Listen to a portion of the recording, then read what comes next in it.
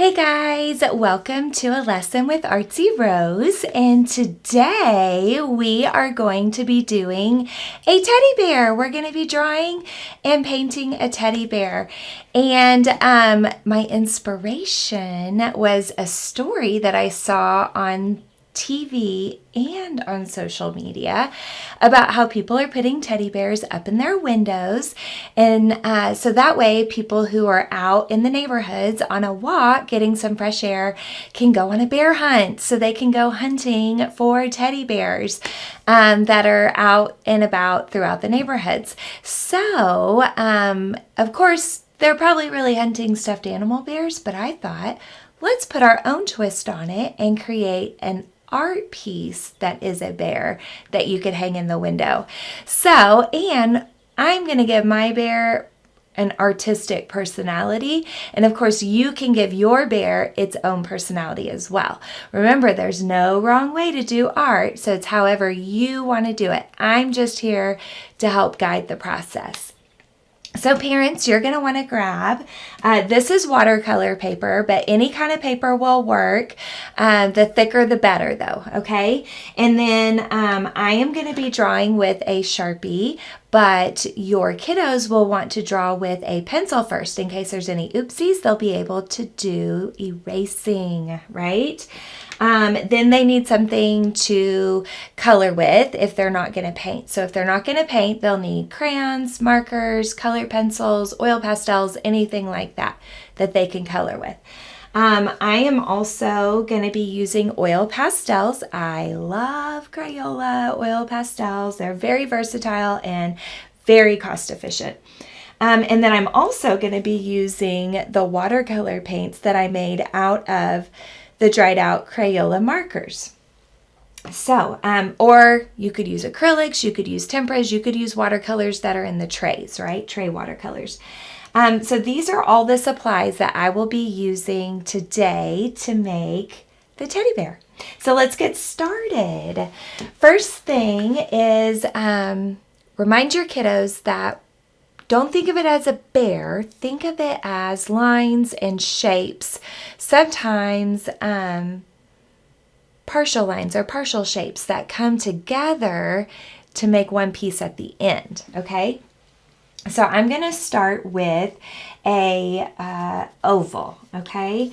And I'm going to do my bear pretty big because we want it to be seen from the street, right?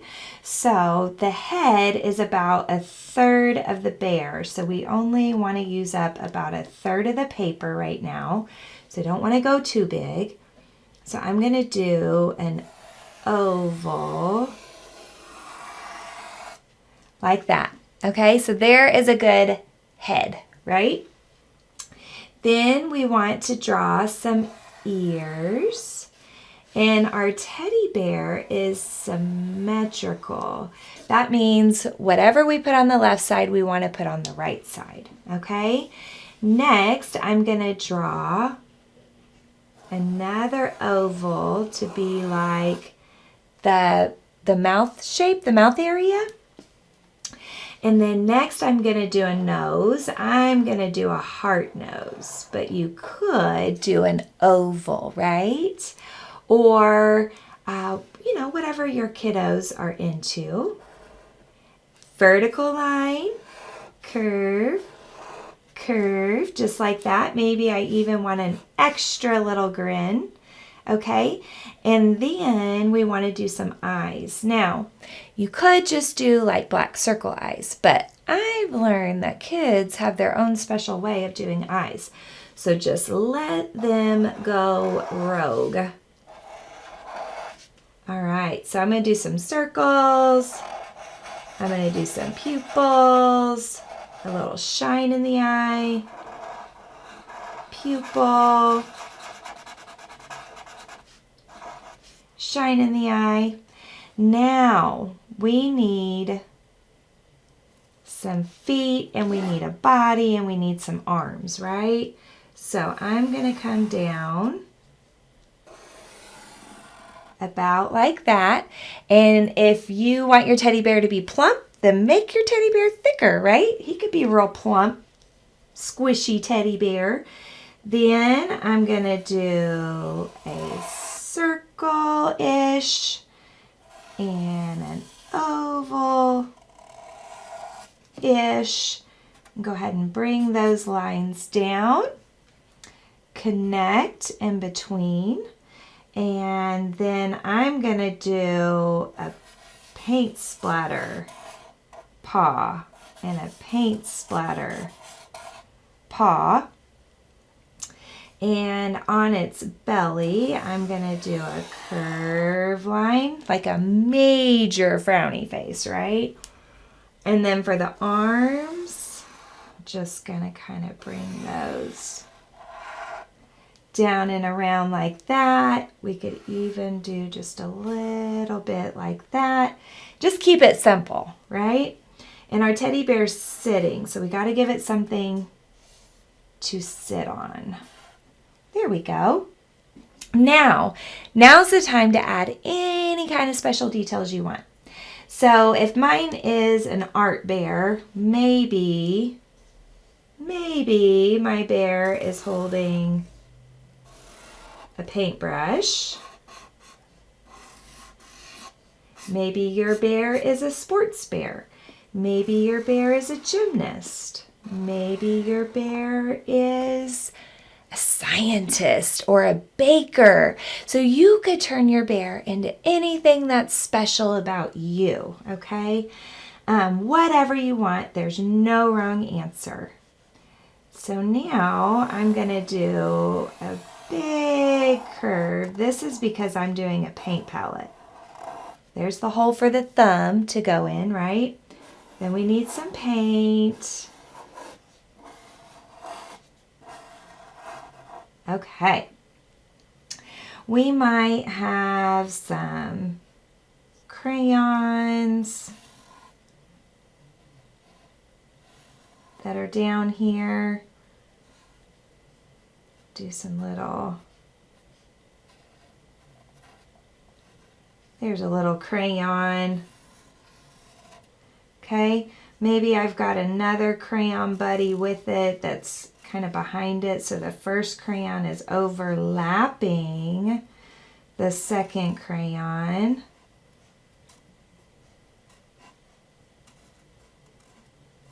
There we go.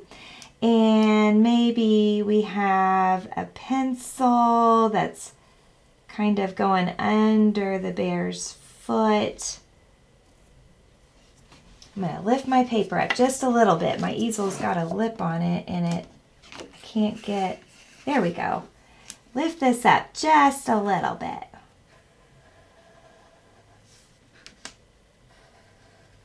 There we go. So I did diagonal, diagonal, oval. Oh, we need, there we go. That's the rest of the eraser, right? And then we have the metal part of the pencil. Then we have the zigzag where it gets sharpened. We need the little pencil lead right there. We've got a paintbrush. We've got a paint palette. And you guys know I love roses. So I gotta put some flowers in my little bear's hair. Okay, so we got some little flowers going on. Now, you guys are lucky because you have a pencil, right? And so you're able to go back and erase some things. Like the paintbrush is not see-through, so we got to get rid of that. And the flowers are not see-through, so we got to erase and get rid of that. And anywhere else where lines overlap, the lines that are in the front, the things that are in the front you can see all of, and the things that are behind it you cannot. So you have to think about which lines to erase and which lines you need to keep. Since mine is a girl, I am going to give her some eyelashes. We could even give our bear some little eyebrows. Eyebrows show all kinds of emotions, right? So I think this is a great start to my bear.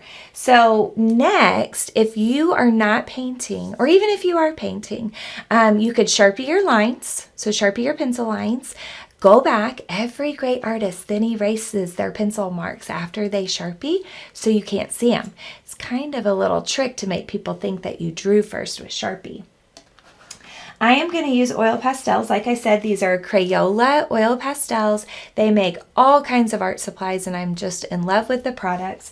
Of course, you can use any kind of pastels. You can even use crayons, and they create a resist. So the waxiness of the crayon in the pastels pushes away the watercolors, which is going to be my next step. So right now I'm going to use, let's get these out of the way. I am going to use some pastels. And I want to use, I think I'm going to make my bear kind of pinkish reddish today. So I am going to go through, but I want my bear to look fuzzy.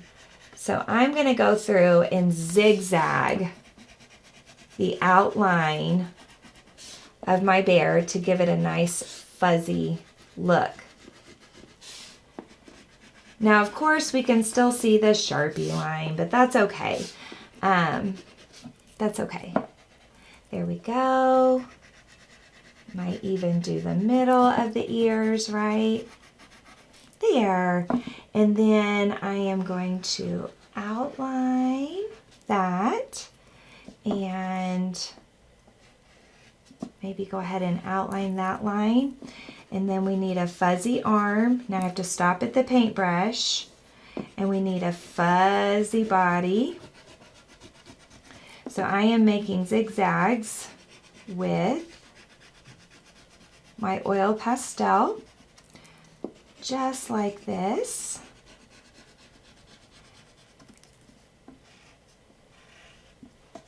There we go. Kind of outline that. I'm going to do a smooth outline for this. And I am going to do a fuzzy outline on the foot, right? I think so. And I'm using quite a bit of muscle. I hope you brought yours with you, right?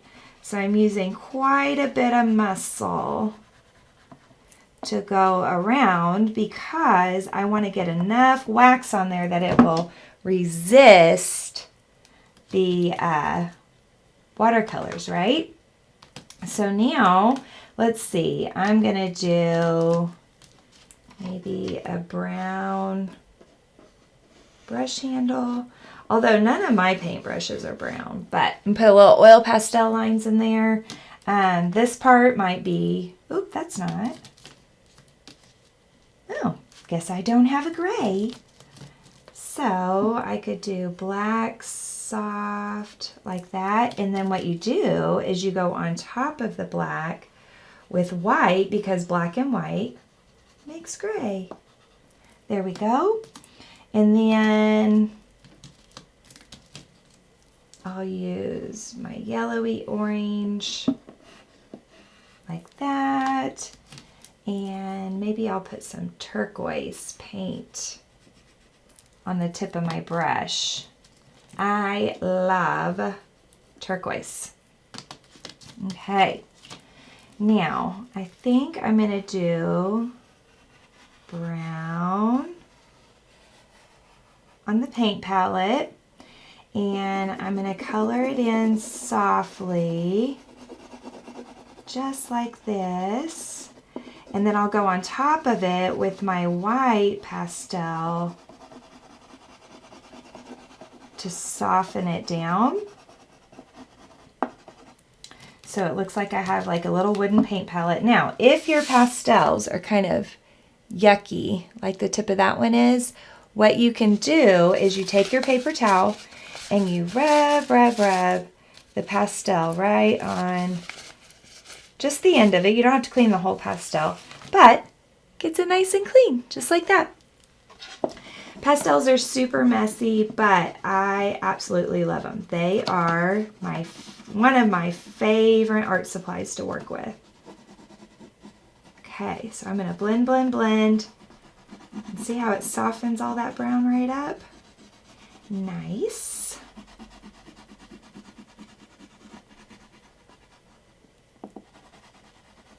There we go. All right, So now, there. Now I need to think about my paint colors, right? So I might have some orange. I better do one kind of turquoisey since I did the paint on my brush that color. Oh, I don't know, maybe some purple. Maybe some yellow. We could do yellow. That's nice and bright, right? Okay. Then we have our paint splatter on our feet. I think I'll do another turquoise. I'm really using my muscles because I really want this to be like, it's almost like we're creating a microscopic wall on our paint palettes by tracing everything with oil pastel, because the paint cannot get out of the lines if you make your pastel lines thick enough. Maybe some blue eyes today. I usually do green eyes, and I'm not really sure why. Nobody in my family has green eyes. My daughter has hazel eyes, and they're beautiful. But I'm always drawn to green eyes. I'm not really sure why. Okay, our pencil is yellow, right? Good old yellow number 2. I think I'll go ahead and just color it in just because it's such a small space. Okay, and then we talked about how to make gray, so we color softly with black. Oh my goodness, y'all probably can't even see what I'm doing. I'm down there so low. Color softly with black, and then color on top with white, and it will make gray. There we go. And we need a pink eraser. Why are erasers so short on pencils? Pencils are so long, erasers are so short. I just don't get it. Silly question, I know. Okay, I guess to get us to buy extra erasers, right? Okay, there's that. And then we need our crayons. Maybe I have a red crayon.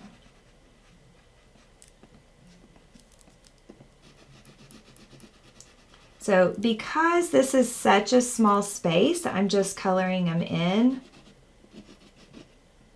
with crayon, just like that. Now I know that red and white makes pink, but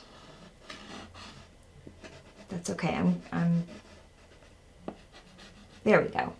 And then let's see, oh, I don't know, maybe a green. I don't have green anywhere else. And red and green are complementary colors. That means they look good next to each other. So it makes sense that I reached for the green. Okay, and we'll go soft. Maybe even put some lime green in there. So again, you can be using crayons, markers, color pencils to color this in. You don't have to paint like what I'm about to do. Okay, so we just need to trace the table line. There we go. Okay. Oh, my flowers. Okay, I am gonna do some purple, and I am gonna put some white on top. Now my wrapper's getting awfully small and it's kind of keeping me from coloring. So I'm going to peel part of my wrapper, but not all of it. I'm going to clean that edge up again because I have a lot of colors on the end of that white, and I'll just wind up smudging it all on here if I don't wipe them off. Okay, so I blended on top of that purple, just like that. And then I'll take like an indigo color and do a spiral in there. Cute. Okay, and then, maybe some darker purple, like that.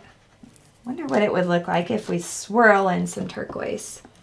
That's why I love art, because you can just experiment away, and if you wind up not liking it, then you can like color over it or scrape it off or something, you know.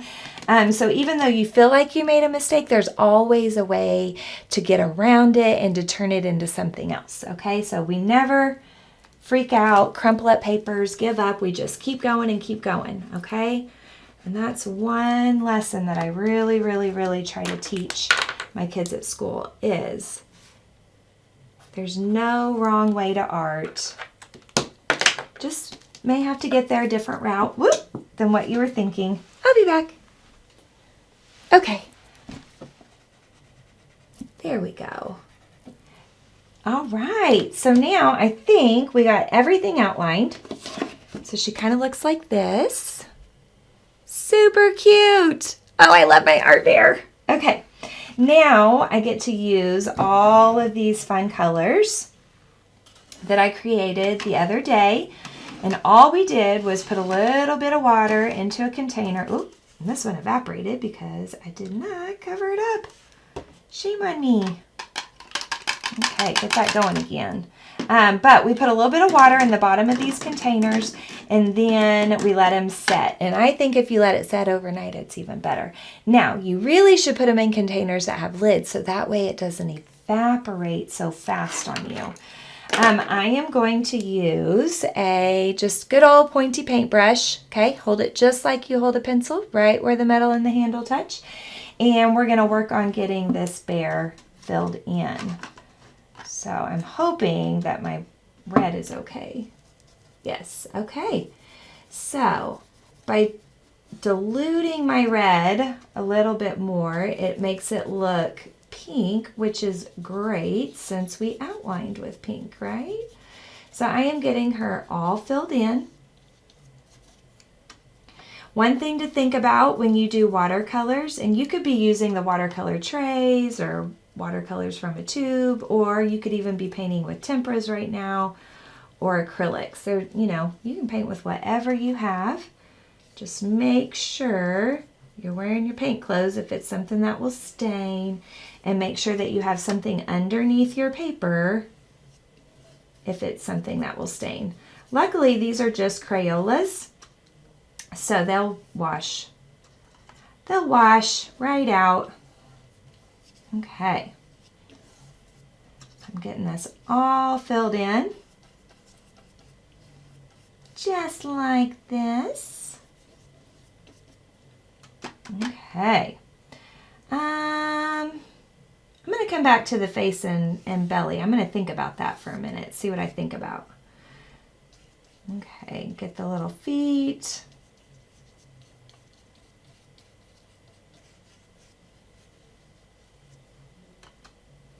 This little foot.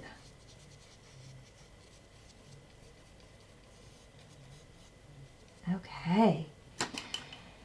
Now I need to think about what color I want to do on the face and the belly, right?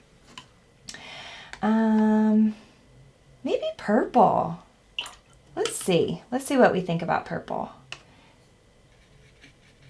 Oh yeah, that's pretty. Oh no! My purple is bleeding into my bear. Okay, if that happens, all we do is just dab it. Oh, notes to myself. Dab it just like that, and then I can go back on top with the red and kind of blend it around a little. Okay, problem solved. See, we don't freak out about art oopsies. We just keep on going. Watercolors, you can just sort of dab them and that will soak up the extra paint.